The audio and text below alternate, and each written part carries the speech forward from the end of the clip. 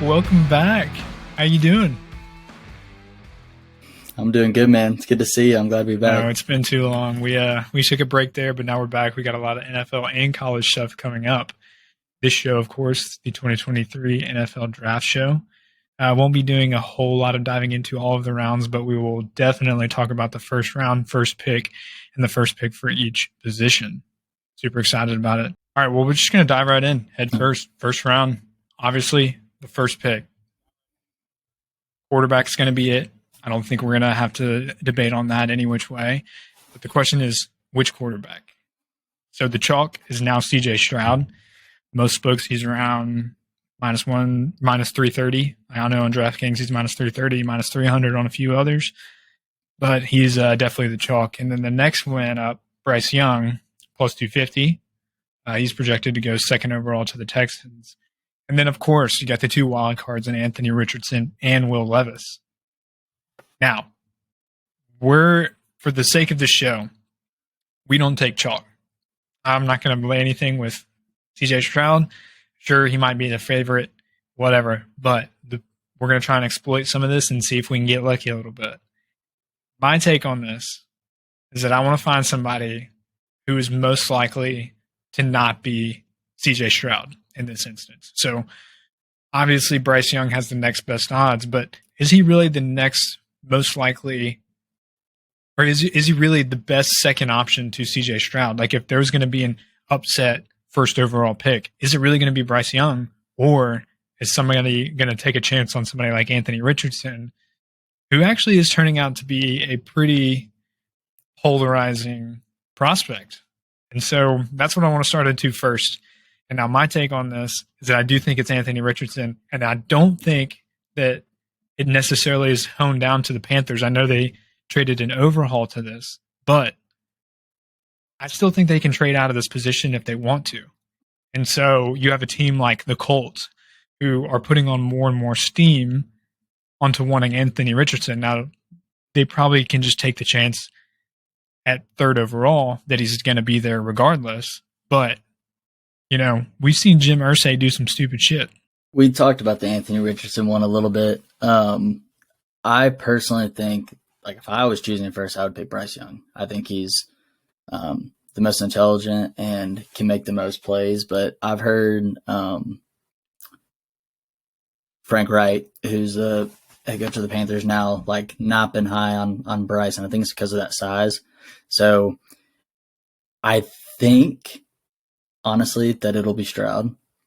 But if it's not Stroud, it's going to be AR, because you reminded me that Frank Wright, was he the OC or the quarterback's coach with Cam Newton when they? Yeah, I think he was the quarterback's coach at that time, and then he became OC when he went to the Eagles.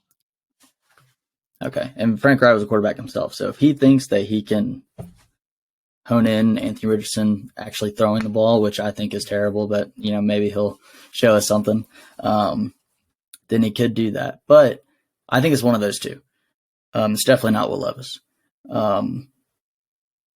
But if they were smart, because I think if they trade back to 4, they could get some extra capital or another player, and then they would still have the option to get either Stroud or Richardson. Right.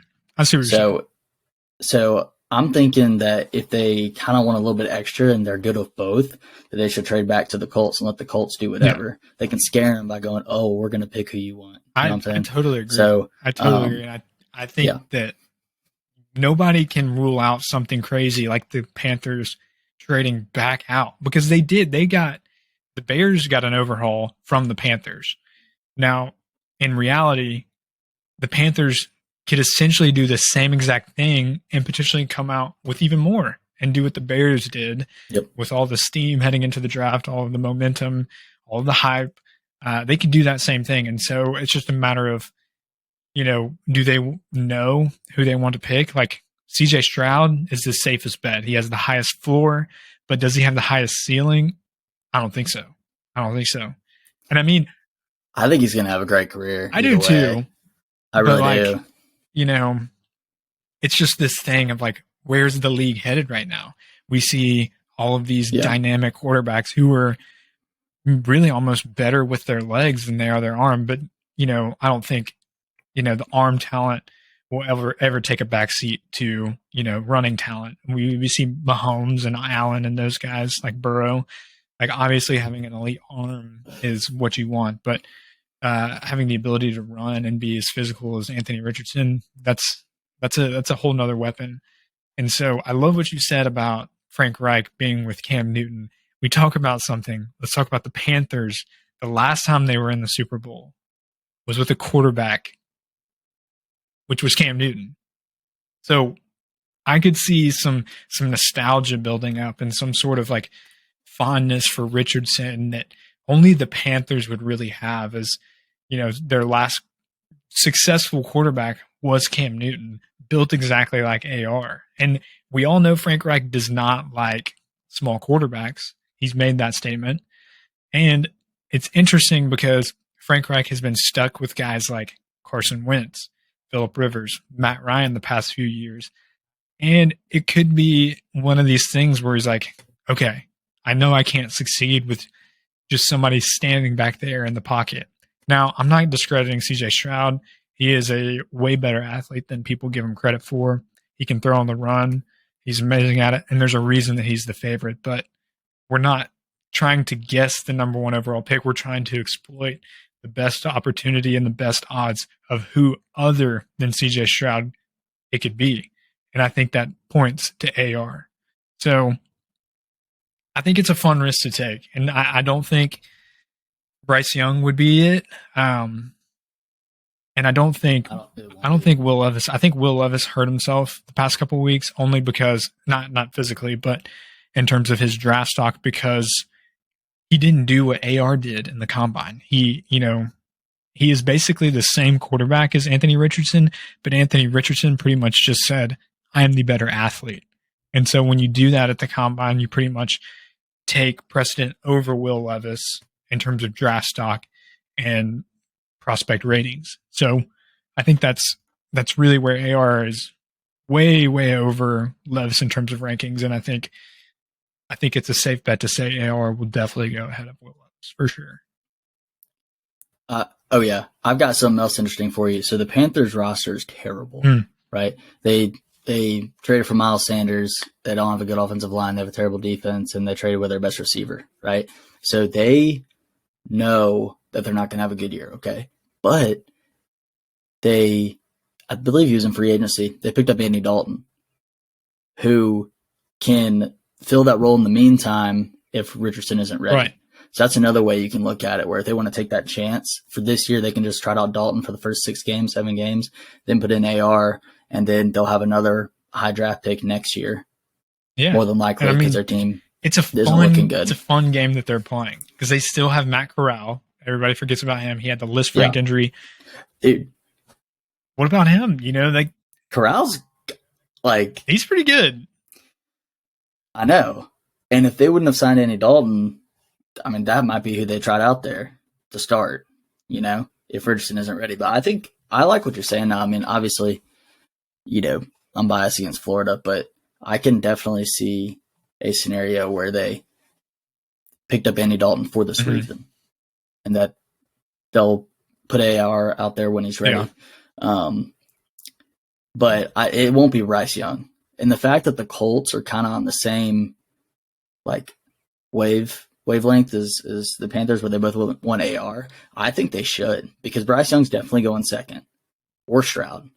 I think Richardson will still be there at 4. So if the Panthers are smart, I think they should do what I said at the beginning. Trade out, get some extra stuff to fill the team out, and then, pick up Stroud or Richardson. One will be there.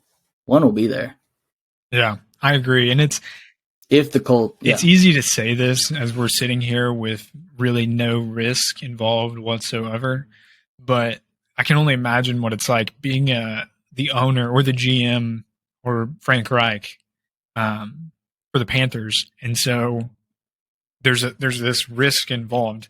They know that Anthony Richardson, best case scenario, could be a Josh Allen or a Cam Newton.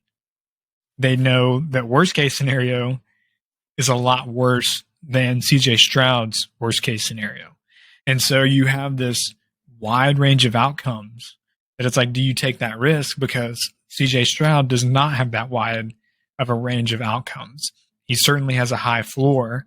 It's definitely higher than Anthony Richardson's, but is his ceiling as high as Anthony Richardson's? And I think it's no. And so at that point, you have to assess, what kind of team you want to be, what kind of risk do you want to take? Is it going to be worth the reward? Could be. I mean, you could get a Josh Allen type quarterback on a rookie deal. And so that's when you make a good Super Bowl run. But, I agree. Like, I don't want to sit here and knock CJ Stroud. I think CJ Stroud's going to be a great quarterback, but I certainly don't think he's going to be, I don't think his ceiling is as high as but I agree. No matter who they draft, they won't be good next year. True. So really, I don't think you're losing a lot. Right. And if AR isn't it, then you can just scrap it. They're going to be bad either way. So you can just scrap it and do it all over again next year if you need. Yeah, that's a good point. I mean, I haven't even really thought about it like that. So, I don't think there's a lot of risk, if I'm being real honest. But I have another fun scenario for you. Say you're the Ravens and Lamar has a bad taste for, he doesn't want to play for you anymore. I mean, I've heard reports that he does want to make things right with the Ravens if they pay him right, but it almost seems like that relationship is kind of breaking and busting at the seams. So if you're the Ravens, do you swap? Do you just say, hey, here's Lamar, give me the first round pick and a few other assets? Let's go 1 for 1.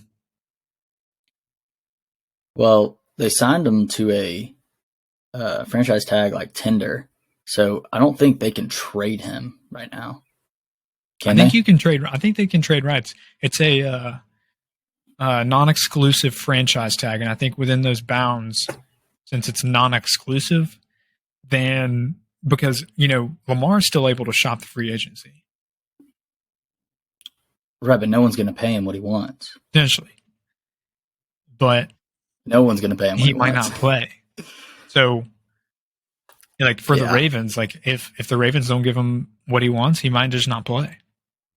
And so... from what I'm seeing, I don't think anybody else is going to pay. So I think Lamar is going to be forced to either sit out or take not as big of a pay. Which is crazy. What's his 1-year deal? It's a 1-year franchise tag. I think it's like $32 million. I mean, for him, like, it could be a big season for him if, like, he doesn't get anything what he wants, but he's still, like, he wants to play football. Or does he? Or does he just want money? I don't know. But, it could be a big season for him, a big turning point where he has to prove that he's still good. He's still Lamar. And I think he will. But I don't think the Ravens will make that trade. That's a little far-fetched. Yeah, I mean, I'm just trying to draw up some scenarios because, I mean, I don't know what's going to happen there. And I think that if the Ravens are tired of him and want to try and move him, it's a real opportunity. It'd be fun, but it's probably not feasible. So I should have looked at how much, like, the salary cap, like how many funds the other teams have. Because I don't think anyone even has the funds for it unless they were to, I don't know, trade somebody else away. But the Panthers will have anybody to trade. Yeah, they're few and far between teams that have enough money to sign a fully guaranteed contract with the type of money that Lamar wants. But I'm surprised. I'm a Falcons fan, and I wish that we would go after him so bad, but whatever. Ownership's always been dumb. All right, well, I like that. I think we're on the same page with AR. It'll be fun. I'm going to sprinkle some with him and then hope for the best. The next one I wanted to talk about. Now, I only wrote down 2 running backs. You have Bijan, who is a wild. He is a wild favorite. I call him Bijan. My boy Bijan is like negative 10,000 to be the first running back taken in the draft. And then the second one that I wanted to talk about was Jahmyr Gibbs. Now, Gibbs is 10-1 to be the first running back selected in the first round. And so I wanted to write this down because I think it's fun in a way that it's harder to predict the running back position than it is, say, the quarterback position, because you talk about these two running backs, and one is like really dynamic, great runner, and one of the best running back prospects we've seen in the past few years. But the other, in Jahmyr Gibbs, is just as good as a prospect as well, I think, because dude can catch the ball, has soft hands, and he has really quick feet. He ran like a sub 4.3 40 in the NFL draft, and he's 200 plus pounds. And so with a guy like that moves like Alvin Kamara, how like would anybody be shocked if a team selected him before Bijan? Would you be surprised? Yes. And yes, because I like being fun here, but I got to be realistic. And he is not the running back build to go that high, in my opinion. Do you remember when the Chiefs drafted Clyde, the last pick of the first round? Yeah. Like 3 years ago. That's the only team that I could see doing this because it would fit really good with that scheme, but they've got Pacheco and McKinnon. So honestly, Bijan is an amazing running back, and he'll be able to take that load. I don't know if Gibbs can take that load, and running backs that size, if they were to play like a big workload, they'll get beat up. And so I just don't think realistically that if you look at the lifespan of running backs in the NFL, I think some team's going to get really lucky with them because he won't be drafted so high, and then a team will have a guy who can fill and be the change of pace back and be almost the best running back or maybe the best running back on the team. But you have to use him sparingly or else he'll get hurt, in my opinion. And he's not like a tiny guy, but he's not a big enough guy to do that. But my thing is like, what if a team like the Steelers, who are at pick 17 right now, they have Najee, who's dusty. I mean, his yards per carry is gross. I mean, he's a good grinder, but like, let's get it. He's not the most dynamic player on the field by any means. And they have Jaylen Warren, the backup. He's relatively quick and a nice change of pace back. But, you know, Mike Tomlin is notoriously kind of bumped up for a running back before. He did it with Najee. He did it with Le'Veon Bell before. So it wouldn't surprise me if they're sitting there at 17, even though they have a lot of other stuff. I get that. But, like, if they nabbed Gibbs before Bijan, you know, like a little scat back to complement Najee to run their power offense, I mean, I can totally see that. You want to know why Najee was bad last year? Because they don't have an offensive line. They have to draft an offensive lineman. There's some really good prospects. Mm-hmm. They have to. Like, it's crazy if they don't. Like, I understand why they drafted Najee, and he had a really good season the first year.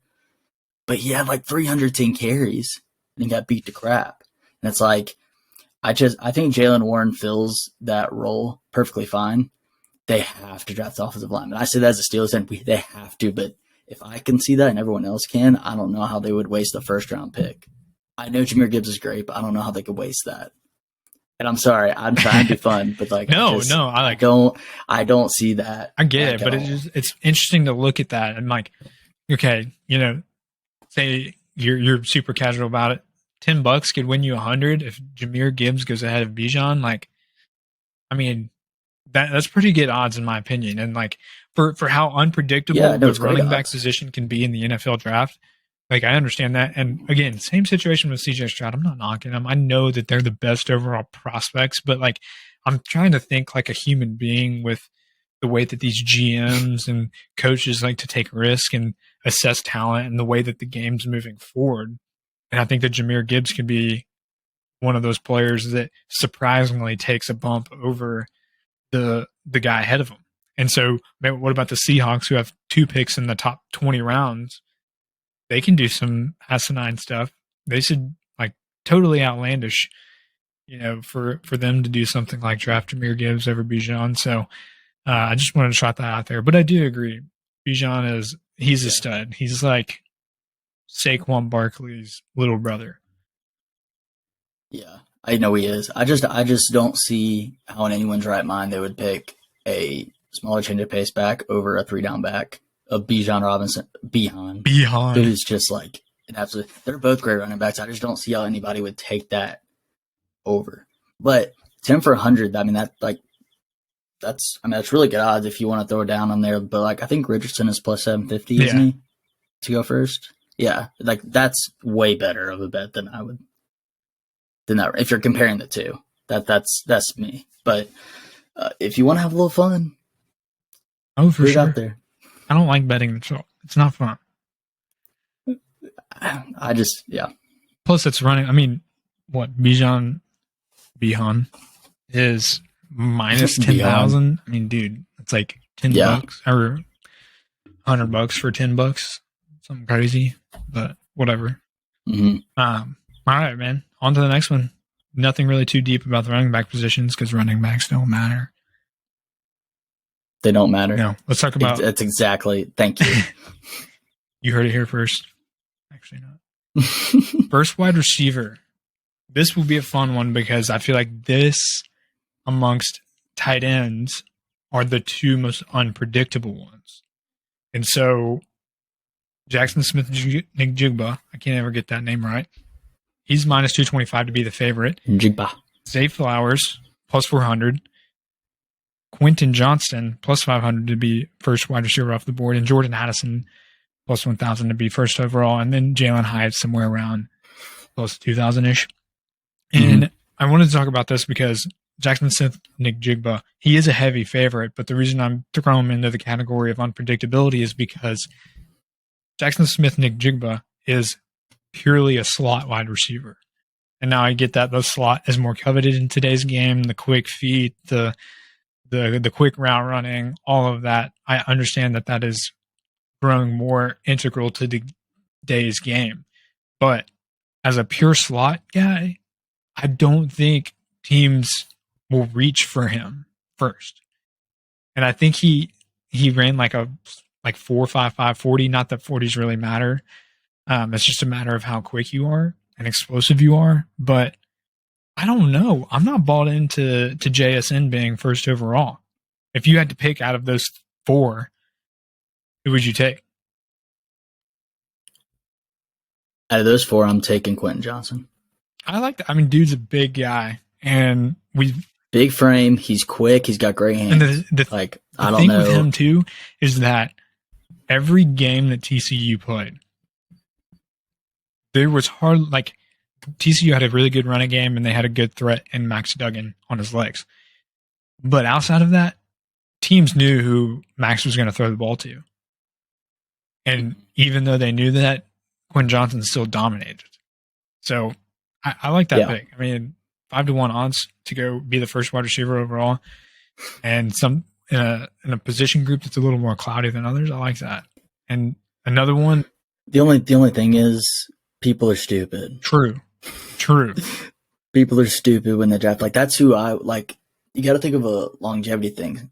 Jackson Smith-Njigba is going to get destroyed. He's a little guy.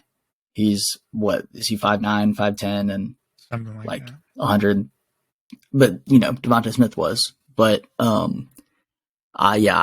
would. He's a great route runner. I wouldn't. For the other ones, Jordan Addison's another little guy. But I mean, he was the Biletnikoff winner 2 years ago, and he's a really good receiver. And then I kind of like. I was watching some like games Zay Flowers played. I kind of like Zay Flowers. He's a really explosive guy and a bigger guy too. He's good, and he was Boston College's best receiver by far. But I think that the guys who actually press the button to draft are stupid, and they won't pick Quentin Johnson first. That's what I would do personally. I think he's the best wide receiver prospect out there. Yeah, I mean, I love that, and I think Zay Flowers is a beast only because of Steve Smith's breakdowns. If you don't follow him, you should go find him. He cracks me up with that kind of stuff. But no, yeah, I like that pick as well. He seemed to gain a lot of steam for some reason. I think just because of his pure ability and playmaking. The combine too. Dude, he did really well in the combine. Freak in the underwear competition. That's what the combine is. Jordan Addison, I would have expected him to have a better year this past year. He was like one of the most highly touted wide receivers coming into last college football season. Didn't produce a whole lot, but I mean, dude's still quick. Now I don't think teams are really going to take a bet on him before any of the other three. And And one receiver that I want to talk about on a personal level, and it's not Jalen Hyatt, it's Cedric Tillman. I think that if he left for the draft before this year, he would be in conversations for the first overall receiver. I mean, he just dominated, and I think that for teams that want a big, fast receiver, that can be Cedric Tillman. He's kind of like the whole package. He's like a mini AJ Brown, in my opinion, and it's not because I'm a Tennessee homer, maybe a little bit, but I'm saying this because I wrote something down where on some books, I know I got this on WinBet, but you can take Cedric Tillman over under rounds 3.5. And so I bet him 2-1 to go in the first 3 rounds. And I think that's a great pick. And I think that some team is going to take a bet on him before the 4th round gets around. And so I think if you can find that, like, shop it. I think that's a great bet. And I know I get it, like the Tennessee homerism is coming out of me, but I say that because I've watched him play every single year, and I know how good he can be. Mm-hmm. So. No, he's a physical guy with great hands, and he's deceptively fast. He's not quick, but, you know, he reminds me from the Tennessee perspective of a mixture of Callaway and Palmer. And, like, Palmer's having a pretty good career over there with the Chargers. And I think that he could surpass that careers up until right now. Josh Palmer. Callaway hasn't had a great career, but he reminds me a lot of those guys. And I think he can be like a team that's not very, like, good. Let's say, like, they don't have good, like, wide receiver depth. If he were to get drafted on there, I think he'd be a starter halfway through the season easily, maybe even at the beginning of the season. But I think all those wide receivers will be gone by round 3.5, personally, including Hyatt too. And I don't know, I didn't look too deep into all the wide receivers in the draft, but I think that's a pretty good bet. I like that one. I'll probably go take that one. Yeah, should be a fun one. Last position group we're going to talk about, the tight ends, my favorite one. This is going to be fun because Michael Mayer, Notre Dame, he's the favorite. He's like minus 120. Sometimes you can get him 1-1 odds. Other places is a favorite. The next up is Dalton Kincaid. He's plus 140 to go first overall out of the tight end group. And then third, I had to write Darnell Washington down. He's plus 400, 4-1 to go as the first tight end overall. And then Luke Musgraves is also one that I wanted to talk about, and Sam Laporta, who also have odds of like 10-1. And so Michael Myers is the favorite right now. He's a Notre Dame guy. He does a lot of things well, but there's not really one particular thing he does great. I'm not taking the chalk. I'm not doing that. Now, Dalton Kincaid is the second favorite, but Darnell Washington is the one that I wanted to talk about because at 4-1 odds, I think it's a fun risk to take because dude's nearly 300 pounds. He can be Is he 6'9"? I think he's bigger. I think he's like, I don't even know. I'd have to pull up his stuff, but he's like 6'8", 6'9", maybe. He might be bigger. But I know that he showed up to the combine at like 280 and ran like a reasonably fast 40 for a guy his size. And so a guy who can do that and a guy who can be a red zone target that big and a guy who can block as well, Darnell Washington's like a tackle. He's an extension of the lineman who just has the ability to go catch every now and then. And so the reason I like him at 1 is not because necessarily his robust receiving skills, but his really good blocking skills. And nowadays, it's hard to find a tight end that can, do both. Really kind of going in on more of these athletic build tight ends who are really just like specialize in receiving and they don't really block that well. But with Darnell, think about all the things you can do. You can load up in the red zone. He can block and be a big body when you need him to. He can slip out and be a massive target in the end zone if you need him to. And I think that, like, let's be honest here. I think tight end, offensively speaking, might be one of the slowest developing positions in the league. Don't you agree? Yeah. And so, You either come out good or you don't yeah, develop. I mean, like, think about, like, let's talk about some of the most recent tight end prospects. I mean, like, Kyle Pitts had a really good first year, but that was aside the fact he had to slow down, like, second year. Pat Fryermuth took a couple of years for him to come out be good. Travis Kelce, he had like 4 years before he became truly relevant with the Chiefs. Gronkowski fell to the second round because of his injury issues. Took him a while to get started up and end up dominating. And like outside of that, I mean, I don't really know who else who came immediately after the draft and dominated. George Kittle took a while to get going. So No, actually, it was halfway through his first season. I thought it was second season. It might have been his I first season. thought he was a rookie. I think he was a rookie. Well, that's impressive if so. But my point is, you hardly find a tight end who comes in and has a amazing rookie year. And so, I mean, like, look at the past couple of years. You had O.J. Howard, Irv Smith Jr., and like guys like that, like Greg Dulcich and stuff. Greg Dulcich had a reasonable ending to the latter half of the year. But, you know, O.J. Howard was like the epitome of an amazing tight end coming out of Alabama. He was a 5-star recruit. He dominated in college. He was a beast in the red zone, but he ended up being nothing. So anyway, I digress. My point is why, like, Darnell Washington, I think, is a safe bet because you know he can block. And you know he can do well with the level of talent that is in the NFL. I'm not saying that the SEC is like NFL level talent, but it's definitely elevated talent over some of these other conferences. So 4-1 odds for Darnell Washington, a guy who's 280 pounds, 6'8", 6'9". I mean, that's pretty reasonable. I think like you find a GM who's just one of those football guys.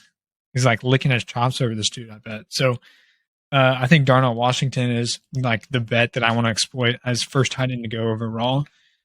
And I think that's a fun one for me too. Like, and who knows, maybe only one or two of these actually hit, but I'd rather be doing this than taking the chalk and then it ended up not happening, you know? I have a lot to say on this. Here we go. I'm being honest with you. I'll start with Darnell. Gigantic dude. Okay. Let's compare him to Kyle Pitts. Okay. Kyle Pitts was basically a giant receiver in college. Okay. And he comes out here to the NFL and he had a pretty good rookie season, but he wasn't separating or manhandling like he did in college because the linebackers are faster. Mm-hmm. And, you know, he didn't like separate like all that much. And I think he's better in all facets than Darnell Washington. I don't think Darnell Washington is going to be able to be that receiving receiver. Maybe in the red zone, but I just don't think that, you know, 10-yard line to 10-yard line. I think you can find a better person or a better prospect that can do everything else really good than him. Okay. I think the best, like, Michael Myers more of like kind of like inline. He went out on the side a little bit, but he was a really good blocker for Notre Dame. So I think he's a better blocker than Darnell. I think Darnell's completely raw, but I don't think, like we were saying, you either come in good or you're not. You know, it's not developed very well. I don't personally think he's going to develop that great. Okay. Now here's my boldness on this. So I don't think Michael Myers is going to be the first one, or Michael Mayer. Who was our team last year, Harrison? Our team, like the NFL team. Who was America's team? You mean the Lions? I mean the Lions. Who did the Lions just trade away? Wait, they traded away T.J. Hawkinson to the Vikings. They did trade away T.J. Hawkinson. See where you're going. How does their offense look? His offense looks pretty good right now. They've got Jameson Williams coming back healthy, Amon-Ra St. Brown, David Montgomery, and DeAndre Swift, Jared Stink at quarterback. So my boldness here is, I'm sorry, hold on. Dan Campbell was a tight end, was he not? He was. He was, wasn't he? He was. I think that the Lions At number 7 overall, I'm sorry, number 6 overall, take Dalton Kincaid. Wow. Wow. It's a bold prediction. I like Kincaid. I think he is a very, very athletic tight end. I think he proved that he's got that dog in him playing for Utah. And that's another thing. If we think of the tight ends that are really good, Kelsey, crazy. Kittle, a freaking bulldog out there. And I think Kincaid can provide that. I don't see that type of mantra from any of the other tight ends in this draft. And I think Dan Campbell fills that spot to keep that offense real spry and goes Dalton Kincaid at the 6th overall pick. If they don't pick like a defensive player, but they just got Emmanuel Mosley, Cam Sutton, and CJ Gardner-Johnson to play defensive back. And I think the only other direction they go is defensive back in there with Witherspoon or Gonzalez from Oregon. Okay. Dalton Kincaid, 6th overall. It's a bold take, man. It's a really bold take. I love it. I love it, though. As soon as it happens, you're the first one I'm going to call.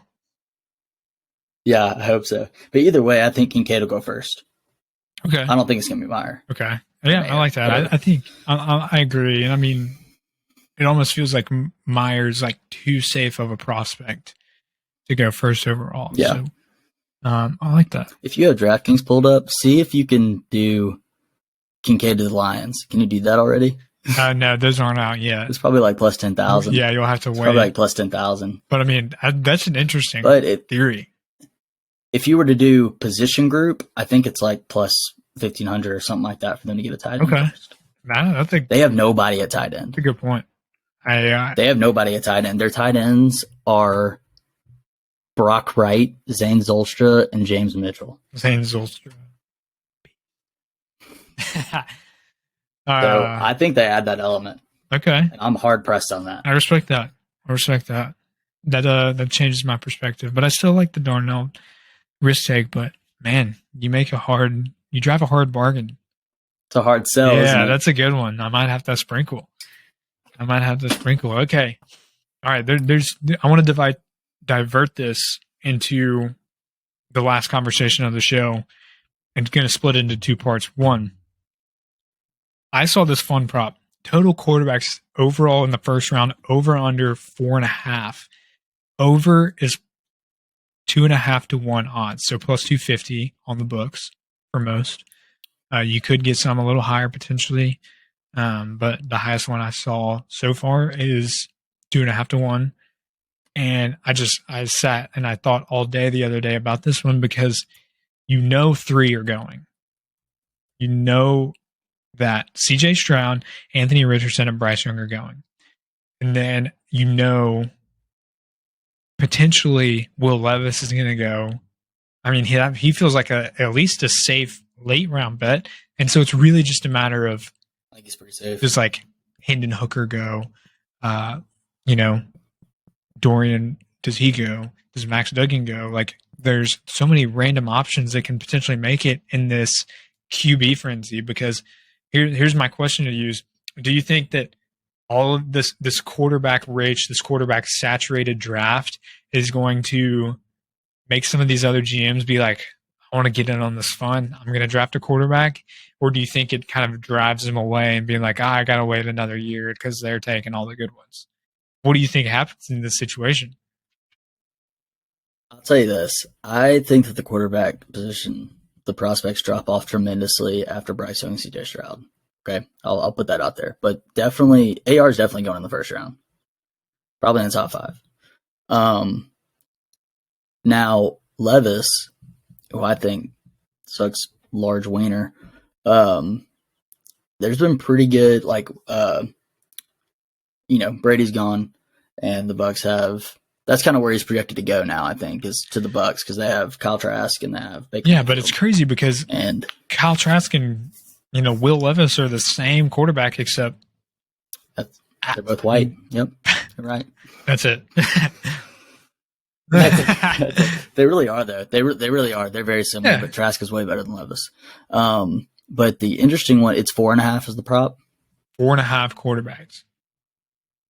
I think it goes over because of an interesting take about Hendon Hooker going to the Vikings at 23rd with Kirk Cousins with 1 year left in his contract. I like that. Because just think, like, if like Kevin O'Connell is a new aged guy. He's like up tempo, like wants the passing game going. Head coach. I think Hendon would be very, very good in that offense and they could save a lot of money based on that rookie contract if they let Kirk's contract roll out and have Hendon come back him up for a year, learn the offense, and then play year 2. Yeah, and it seems like this question really just boils down to, does Hendon Hooker go overall and like in the first round overall in general? Yeah. And it's starting. I don't think anyone else would. I don't either, because I mean, it's like Aiden McConnell from Purdue, Tanner McKee from Stanford, and like Max. Dorian Thompson-Robinson is going to be the next one. I feel Yeah, like. but he got some poor ratings, which I'm surprised because he was a baller. But I mean, it's like him, Max Duggan, Aiden O'Connell, and those guys, and so it really there's a steep drop off, like you said earlier. And I think that the question boils down to Hendon Hooker. And so now that we talk this through, it almost makes more sense to go after Hendon Hooker's prop, which the other day I looked at it and it was like 4-1 to go overall, which now I think is driven down a little bit, but due to the news, like with the Seahawks, I think that was the story that broke. But, over 4.5 QBs is 2.5 to 1. But if you can shop and find Hendon Hooker in the first round overall, like 3-1 or 4-1, that might be a best bet, because it seems like that prop hinges on the fact if Hendon Hooker goes first round overall or not. So just throwing that out there. I mean, that's something that you can pivot on and potentially find success with. And so Gino just signed a really big contract. I think it's for 3 years.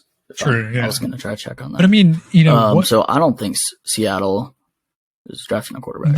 You never know. Teams are starting to kind of pony up and do, like, think about what the Packers did. They still drafted Jordan Love first round overall, even though they had Aaron Rodgers. I mean, it kind of seems like more and more teams want to get a guy, storm behind their starting QB now, let him learn, let him get developed, and then let him loose a couple years down the road. So the thing about A-Rod is he wanted out, so they were doing Love to prepare for like the next year, like this Kirk Cousins scenario I'm giving you. That's true, but I mean, what about Patrick? That's why I think the most what about Patrick Mahomes? They had Alex Smith to a long deal contract. They drafted Mahomes. Did they? Yeah. Did he get hurt, or did he just? I think. Yeah, but Mahomes was like more generational coming out. I mean, I didn't see it, but he was. I mean, I don't know, man. He was drafted 11th overall, and I agree he was like a big time prospect, but he wasn't a first overall pick. Nobody ever earned his name for the first overall pick, so we could be surprised. I don't know. I know. Seattle's got a lot of holes, and they just signed Gino for 3 years. I just don't like the 5th pick. I just don't see them. But what about the 20th pick? They could. That's where I was think envisioning over 4.5. I wasn't thinking 5th pick because I think they're going to go like, Will Anderson or like Tanner or the other guy from Texas Tech if they can. So, but yeah, I mean that's something to think There's about. a lot of good defensive prospects. I think they should go defense personally, but yeah, I mean they definitely could in that second one. There's a couple teams that have like 2 or 3 picks in the first round, so they could. But I like. What's Hendon's like over under for draft pick? Like, is it second round? And what I think it was, and then he got some steam on some books due to the Seahawks report. Yeah. Well, either way, I mean, I think 4.5 over 4.5 is pretty safe. Yeah. Well, 2 to 1 definitely safe. We'll see, man. I'm excited, and that brings me to my second question. This one, I mean, there's not a whole lot of value to, but it's fun. Stetson Bennett. Does he get drafted or does he not? No. It's 2 to 1 right now. And I think that there's a good chance that he truly does go undrafted with how saturated the quarterback market is. But the only thing is, it's like does a team take a chance? Like they know that, he was in a good system under Monken at Georgia. They know like he's got a winner's mentality, yada yada, whatever. So does a team take a risk of him? Because I mean, if this sounds crazy that I'm drawing this parallel, but if Brock Purdy did not have the year that he just had with the 49ers, I would be all over this bet right now saying Stetson Bennett will not be drafted. But the thing is that GMs can see the success that the 49ers had with Brock Purdy and how, maybe having a guy like that can be safe in the long run because say their starting QB does go down. Like Stetson Bennett is the exact same QB as Brock Purdy in essence. So you know who's going to draft Stetson Bennett. Do I? Bill Belichick. No, I don't see that. I don't see that happening. No way. No. He's Tom Brady. No. He's literally Tom Brady. No. I fucking hate that guy. No. Yeah, I really loved that because I thought it was hilarious that in itself it was a standalone prop on some books. Like, will Stetson Bennett get drafted? Yes or no?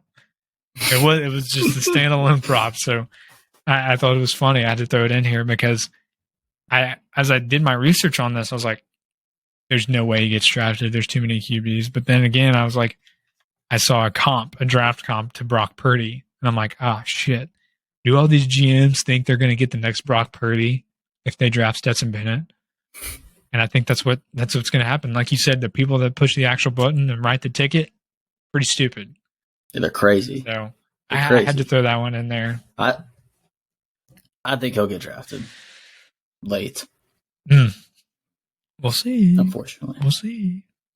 All right, man. That wraps it up for what I had. That was a fun deep dive.